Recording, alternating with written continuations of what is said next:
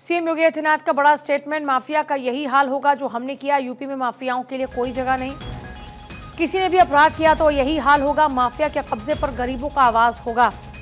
तो देखिए आज क्योंकि जो आशियाने हैं वो लोगों को दिए गए और उस बीच एक बार फिर से योगी आदित्यनाथ ने क्या कुछ कहा, सुन लेते हैं। आज का ये कार्यक्रम केवल एक कार्यक्रम नहीं है, ये अपने आप में एक संदेश भी है कि अगर किसी गरीब की, किसी व्यापारी की, किसी सार्वजनिक संपत्ति की और किसी सरकारी भूमि पर किसी माफिया ने, किसी अपराधी ने कब्जा किया तो उसका यही हाल होगा जो यहां पर हम लोगों ने किया है और वही हाल होगा जो प्रयागराज में इससे पहले हम लोगों ने किया है। बहनों और भाइयों, ये लखनऊ की सबसे प्राइम लोकेशन है, सबसे प्राइम लोकेशन। एक आवास जिसे एलडीए ने 10,70,000 में उपलब्ध करवाया है, अगर मार्केट रेट के हिसाब से इसको देखा जाए तो ये कम से कम 1 करोड़ में पड़ती यहां पर।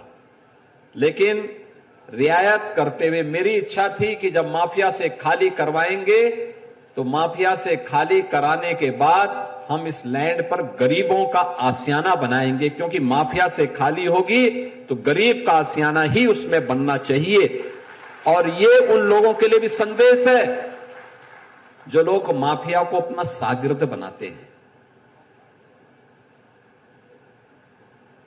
उनकी कब्र में जाकर के फतिया पढ़ते हैं, उन माफिया को गले लगा करके गरीबों का शोषण करते हैं या करवाते रहे हैं। अब उत्तर प्रदेश में तो नहीं कर पाएंगे, उत्तर प्रदेश की जनता तो उनकी असलियत समझ चुकी है, इसलिए उनको जवाब देती है। लेकिन ये सभी जगहों के लिए बराबर लागू होता है। ये माफिया किसी के नहीं है, ये पेशेवर अपराधी किसी के नहीं है। ये हर गरीब का शोषण करते हैं,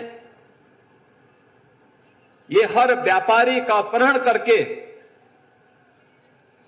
प्रॉपर्टी बनाते हैं और सामान्य नागरिकों के लिए, बहन और बेटियों की सुरक्षा के लिए इनके गुंडे, इनके गुर्गे हमेशा खतरा पैदा करते रहे हैं।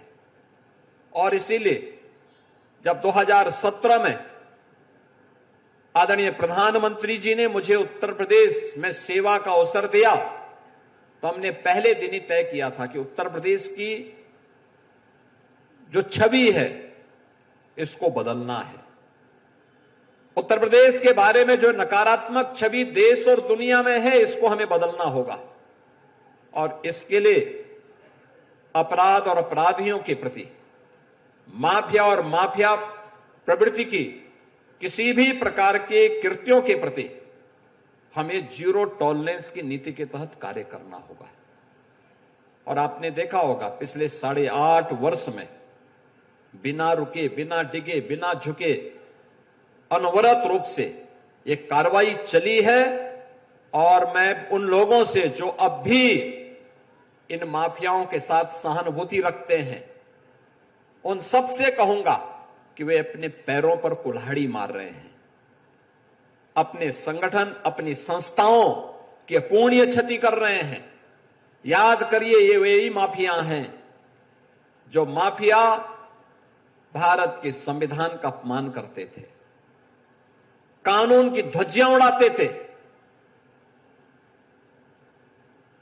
इनके लिए अधिकारी का कोई मतलब नहीं, इनके लिए अपराध मायने रखता था और अपने अपराध से छाती ठोक करके ये उस समय की सरकारों को झुकाया करते थे।